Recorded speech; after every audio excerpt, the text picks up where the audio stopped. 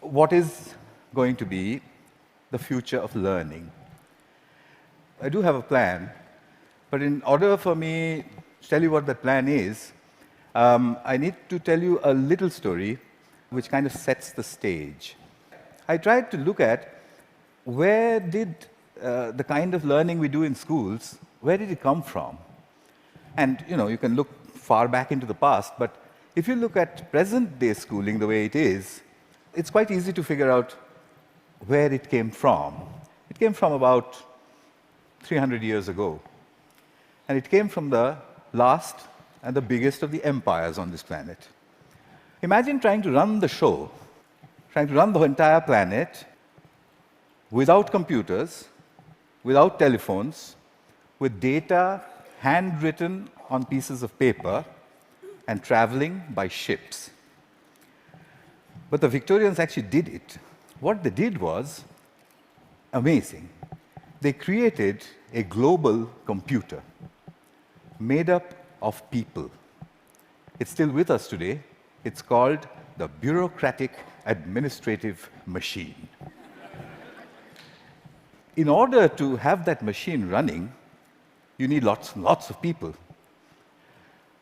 They made another machine to produce those people, the school. The schools would produce the people who would then become parts of the bureaucratic administrative machine. They must be identical to each other. They must know three things. They must have good handwriting, because the data is handwritten. They must be able to read, and they must be able to do multiplication, division, addition, and subtraction in their head. They must be so identical that you could pick one up from New Zealand and ship them to Canada, and he would be instantly functional. The Victorians were great engineers. They engineered a system that was so robust that is still with us today, continuously producing identical people for a machine that no longer exists. The empire's gone. So what are we doing with that design that produces these identical people? And what are we going to do next, if we ever are going to do anything else with it? So that's a pretty strong comment there. I said, schools as we know them now, they're obsolete. I'm not saying they're broken. It's quite fashionable to say that the education system's broken. It's not broken. It's wonderfully constructed. It's just that we don't need it anymore. It's outdated. What's the kind of jobs that we have today? Well, the clerks are the computers. They're there in thousands in every office. And you have people who guide those computers to do their clerical jobs. Those people don't need to be able to write beautifully by hand. They don't need to be able to multiply numbers in their heads. They do need to be able to read. In fact, they need to be able to read discerningly. Well, that's today. But we don't even know what the jobs of the future are going to look like. We know that people will work from wherever they want, whenever they want, in whatever way they want. How is present-day schooling going to prepare them for that world? Well, I bumped into this whole thing completely by accident. I used to teach people how to write computer programs in New Delhi 14 years ago. And right next to where I used to work, there was a slum. And I used to think, how on earth are those kids ever going to learn to write computer programs? Or should they not? At the same time, we also had lots of parents, rich people, who had computers, and who used to tell me, my son, I think he's gifted, because he does wonderful things with computers. And my daughter, surely she's extra intelligent, and so on. So I suddenly figured that how come all the rich people are having these extraordinarily gifted children? What did the poor do wrong? I made a hole in the boundary wall of the slum next to my office, and I stuck a computer inside it just to see what would happen if I gave a computer to children who never would have one, didn't know any English, didn't know what the internet was. The children came running in. It was 3 feet off the ground, and they said, "What is this?" And I said, "Yeah, but it's, I don't know." So they said, "Why have you put it there?" I said, "Just like that." And they said, "Can we touch it?" I said, "If you wish to." And I went away. About 8 hours later, we found them browsing and teaching each other how to browse. So I said, "But that's impossible, because how is it possible? They don't know anything." My colleagues said, "No, it's a simple solution. One of your students must have been passing by, showed them how to use the mouse." So I said, "Yeah, that's possible." So I repeated the experiment. I went 300 miles out of Delhi into a really remote village where the chances of a passing software development engineer was very little. I repeated the experiment there. There was no place to stay, so I stuck my computer in, I went away, came back after a couple of months, found kids playing games on it. When they saw me, they said, "We want a faster processor and a better mouse." So I said, "How on earth do you know all this?" And they said something very interesting to me. In an irritated voice, they said, "You've given us a machine that works only in English, so we had to teach ourselves English in order to use it." That's the first time as a teacher that I heard the word "teach ourselves" said so casually. Here's a short glimpse from those years. That's the first day at the Hole in the Wall. On your right is an 8-year-old. To his left is his student. She is 6, and he's teaching her how to browse. Then on to the other parts of the country. I repeated this over and over again, getting exactly the same results everywhere.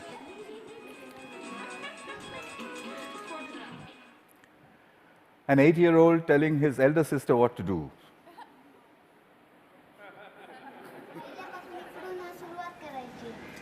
And finally, a girl explaining in Marathi what it is, and said, "There's a processor inside." So I started publishing. I published everywhere. I wrote down and measured everything, and I said, in 9 months, a group of children left alone with a computer in any language would reach the same standard as an office secretary in the West. I'd seen it happen over and over and over again. But I was curious to know what else would they do if they could do this much. I started experimenting with other subjects. Among them, for example, pronunciation. There's one community of children in southern India whose English pronunciation was really bad. And they needed good pronunciation because that would improve their jobs. I gave them a speech-to-text engine in a computer. And I said, "Keep talking into it until it types what you say." Okay. They did that, and watched a little bit of this. Nice to meet you. Nice to meet you. The reason I end it with that, the face of this young lady over there is because I suspect many of you know her. She's now joined a call center in Hyderabad and may have tortured you about your credit card bills. in a very clear English accent. So then people said, "Well, how far will it go? Where does it stop?"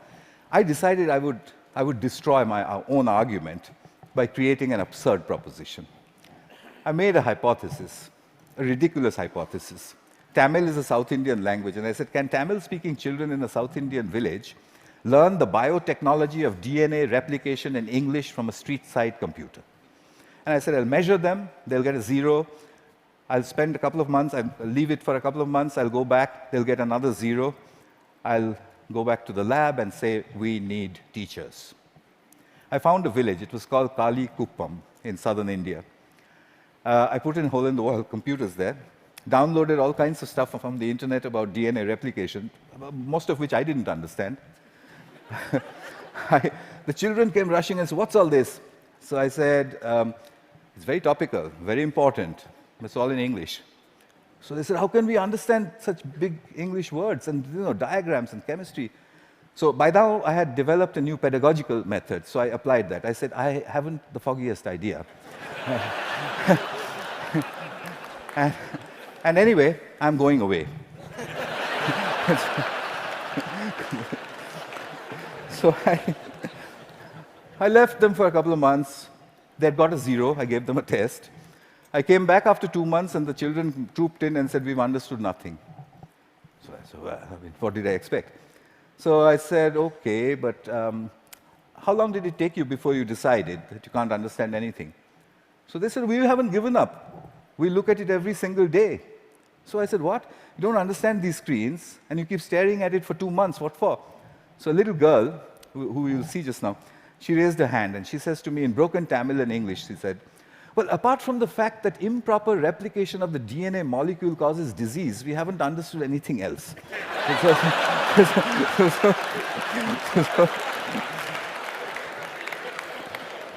So I tested them.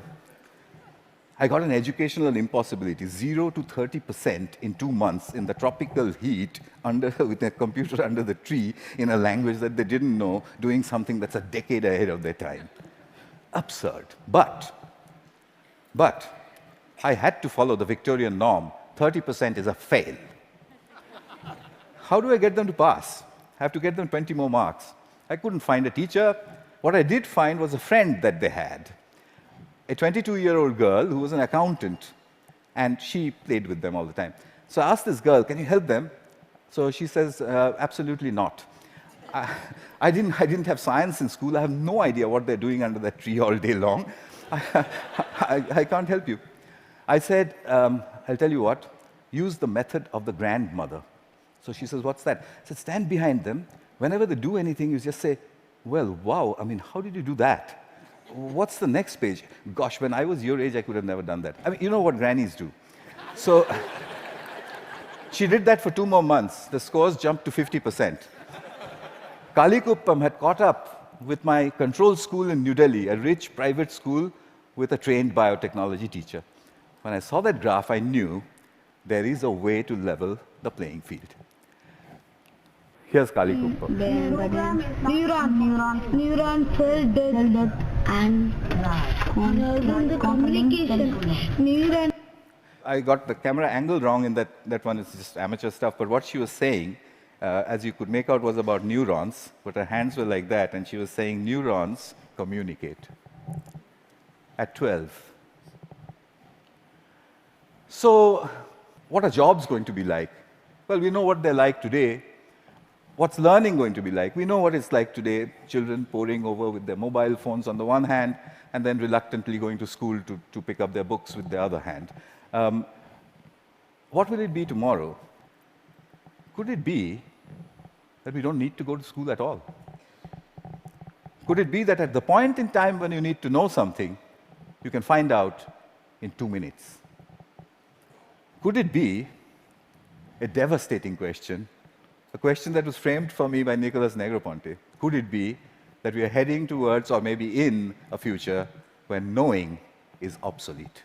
But that's terrible. We are Homo sapiens. Knowing, that's what distinguishes us from the apes. But look at it this way. It took nature 100 million years to make the ape stand up and become Homo sapiens. It took us only 10,000 to make knowing obsolete. What an achievement that is. But we have to integrate that into our own future. Encouragement seems to be the key. If you look at Kuppam, if you look at all of the experiments that I did, it was simply saying, wow, saluting learning. There is evidence from neuroscience. The reptilian part of our brain, which sits in the center of our brain, when it's threatened, it shuts down everything else. It shuts down the prefrontal cortex, the parts which learn.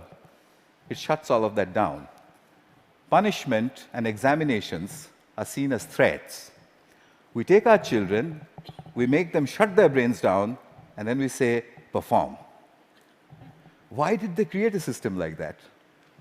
Because it was needed. There was an age in the age of empires when you needed those people who can survive under threat. When you're standing in a trench all alone, if you could have survived, you're okay, you passed. If you didn't, you failed. But the age of empires is gone. What happens to creativity in our age?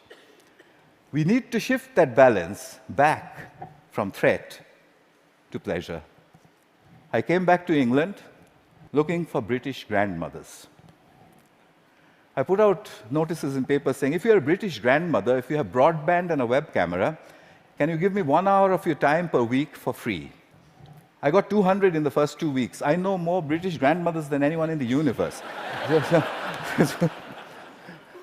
They're called the granny cloud.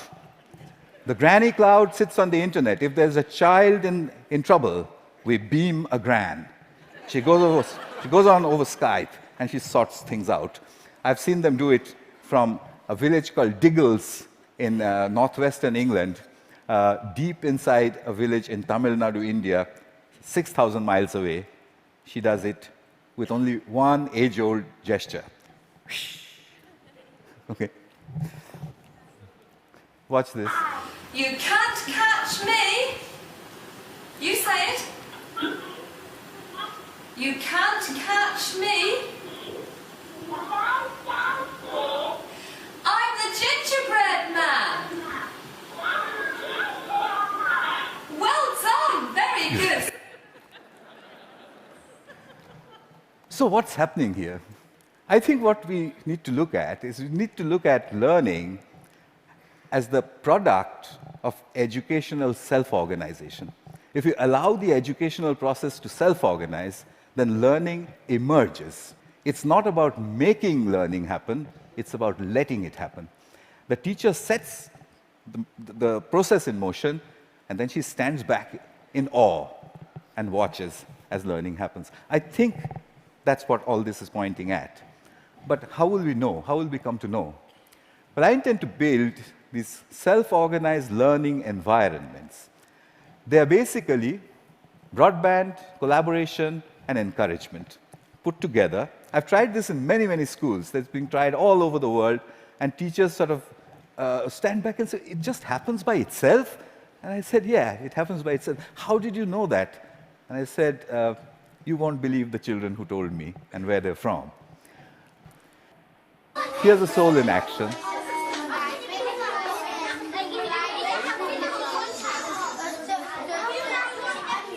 This one is in England.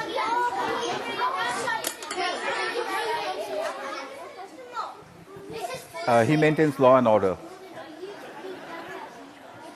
Because remember, there's no teacher around.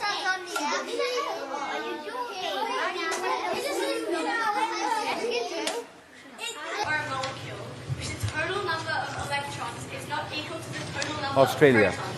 Giving it a net positive or negative electrical charge. The net charge on an ion is equal to the number of protons in the ion minus the number of electrons. A decade ahead of our time. So souls, I think we need a curriculum of big questions. You already heard about that. You know what that means. There was a time when Stone Age men and women used to sit and look up at the sky and say, what are those twinkling lights? They built the first curriculum. But we've lost sight of that wondrous questions. We've brought it down to the tangent of an angle. But that's not sexy enough. The way you would put it to a 9-year-old is to say, if a meteorite was coming to hit the Earth, how would you figure out if it was going to or not? And if he says, well, what? How? You say there's a magic word, it's called the tangent of an angle, and leave him alone. He'll figure it out. So here are a couple of images from souls. I've tried incredible questions. When did the world begin? How will it end? To 9-year-olds. Yeah, this one's about what happens to the air we breathe. This is done by children without the help of any teacher. The teacher only raises the question and then stands back and admires the answer. So, what's my wish? My wish is that we design the future of learning. We don't want to be spare parts for a great human computer, do we? So we need to design a future for learning. And I've got to, hang on, I've got to get this wording exactly right, because, it's very important. My wish is to help design a future of learning by supporting children all over the world to tap into their wonder and their ability to work together. Help me build this school. It will be called the School in the Cloud. It'll be a school where children go on these intellectual adventures driven by the big questions which their mediators put in. The way I want to do this is to build a facility where I can study this. It's a facility which is practically unmanned. There's only one granny who manages health and safety. The rest of it's from the cloud. The lights are turned on and off by the cloud, etc., etc. Everything's done from the cloud. But I want you for another purpose. You can do self-organized learning environments at home, in the school, outside of school, in clubs. It's very easy to do. There's a great document produced by TED which tells you how to do it. If you would please do it across all 5 continents and send me the data, then I'll put it all together, move it into the School of Clouds, and create the future of learning. That's my wish. And just one last thing, I'll take you to the top of the Himalayas. At 12,000 feet, where the air is thin, I once built 2 hole-in-the-wall computers. And the children flocked there. There was this little girl who was following me around. And I said to her, I want to give a computer to everybody, every child. I don't know, what should I do? And I was trying to take a picture of her, quietly. She suddenly raised her hand like this and said to me, "Get on with it."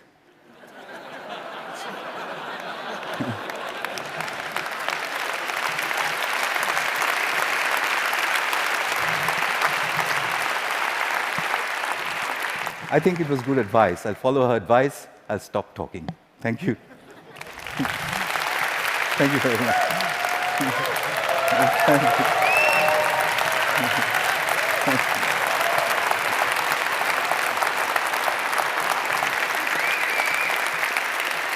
Thank you very much. Wow.